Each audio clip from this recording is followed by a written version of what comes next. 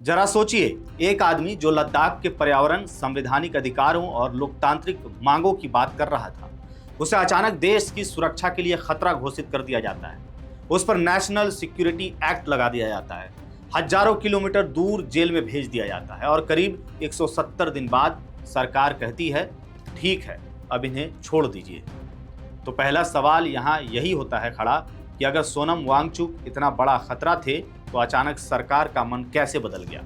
और दूसरा, उससे भी बड़ा सवाल कि अगर वो खतरा नहीं थे तो फिर 170 दिन तक जेल में क्यों रखा गया। नमस्कार, द हिंदी टॉप देख रहे हैं आप और मैं हूं आपके साथ जानिसार खान। दरअसल केंद्र सरकार ने अब सोनम वांगचुक पर लगा एनएसए हटाने का आदेश दे दिया है और उनकी हिरासत तत्काल प्रभाव से रद्द कर दी गई है। गृह मंत्रालय का कहना है कि वांगचुक अपनी हिरासत की आधी अवधि पूरी कर चुके हैं और लद्दाख में शांति और संवाद का माहौल बनाने के लिए यह फैसला लिया गया है। लेकिन असली कहानी यहीं से शुरू होती है। दरअसल पूरा विवाद सितंबर 2025 से शुरू हुआ था। लद्दाख में लंबे समय से दो मांगे उठ रही थी, राज्य का दर्जा और छठी अनुसूची के तहत संवैधानिक सुरक्षा। इन्हीं मांगों को लेकर के आंदोलन चल रहा था और सोनम वांगचुक उसका प्रमुख चेहरा बन चुके थे। 10 सितंबर से भूख हड़ताल शुरू हुई, 23 सितंबर को अनशन कर रहे लोगों की हालत बिगड़ी और 24 सितंबर को लेह बंद की अपील के बाद बड़ा प्रदर्शन हुआ। उसी दिन हिंसा भड़की, 4 लोगों की मौत हुई और कई लोग घायल हुए। इसके बाद पुलिस ने लाठीचार्ज किया, आंसू गैस छोड़ी और पूरे इलाके में कर्फ्यू लगा दिया गया। ठीक उसके 2 दिन बाद 26 सितंबर 2025 को सोनम वांगचुक को गिरफ्तार कर लिया गया और एनएसए के तहत हिरासत में लेकर के जोधपुर सेंट्रल जेल भेज दिया गया। सरकार का आरोप था कि उन्होंने लोगों को भड़काया और संवेदनशील बॉर्डर इलाके में माहौल खराब किया। यहां तक कि अदालत में यह तक कहा गया कि उनके भाषण राष्ट्रीय सुरक्षा के लिए खतरा है। अब जरा रुक करके एक बार सोचिएगा आप कि एक इंजीनियर, एक शिक्षक, एक पर्यावरण कार्यकर्ता जो लद्दाख के संवैधानिक अधिकारों की बात कर रहा था, वह अचानक राष्ट्रीय सुरक्षा के लिए खतरा कैसे बन गया।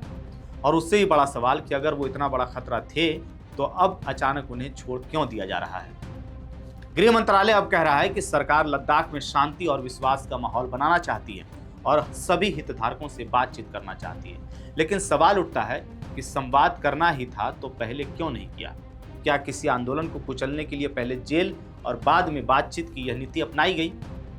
और यहाँ सबसे बड़ा कड़वा सवाल यह भी है कि उनकी जो इज्जत उछाली गई वह कौन वापस लाएगा। 170 दिन जो उन्होंने जेल में बिताए उसका हिसाब कौन देगा। जिस आदमी को देश के सामने राष्ट्रीय सुरक्षा खतरा बताया गया, उसकी छवि पर जो दाग लगे उसे कौन धोएगा। क्योंकि एनएसए कोई साधारण कानून नहीं है, यह वही कानून है जिसके तहत किसी व्यक्ति को बिना मुकदमे के महीनों तक जेल में रखा जा सकता है। जब किसी पर यह कानून लगाया जाता है तो समाज में एक संदेश जाता है कि यह व्यक्ति देश के लिए खतरनाक है। और अब जब सरकार खुद कह रही है कि उनकी हिरासत खत्म की जा रही है और संवाद शुरू किया जाएगा, तो सवाल यह भी है कि क्या यह फैसला शुरू से ही गलत था। क्योंकि लोकतंत्र में असहमति अपराध नहीं होती, आंदोलन करना अपराध नहीं होता, संविधान के तहत अधिकार मांगना अपराध नहीं होता। बता दें कि आज सोनम वांगचुक जेल से बाहर आएंगे, लेकिन इस पूरे प्रकरण ने लोकतंत्र के सामने एक बहुत बड़ा सवाल खड़ा कर दिया है। क्या सरकार ने गलती मान करके यू टर्न लिया है या यह सिर्फ बढ़ते दबाव का नतीजा है। और आखिरी सवाल यह है कि अगर सोनम वांगचुक सच में देश के लिए खतरा थे तो अब अचानक वह खतरा खत्म कैसे हो गया।